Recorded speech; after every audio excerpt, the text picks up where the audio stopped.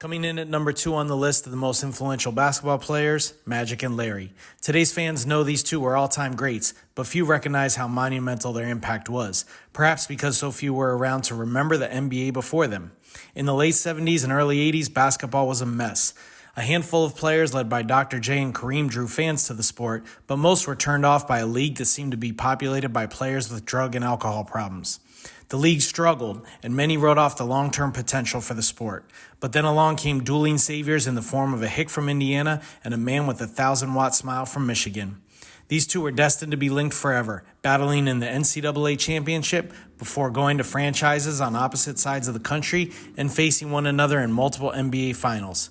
Together, they changed the early trajectory of basketball at its most critical hour, and once they became friends, they opened the door for the game to be marketed to all across the country, and might have been the reason the NBA didn't fail before it even got going.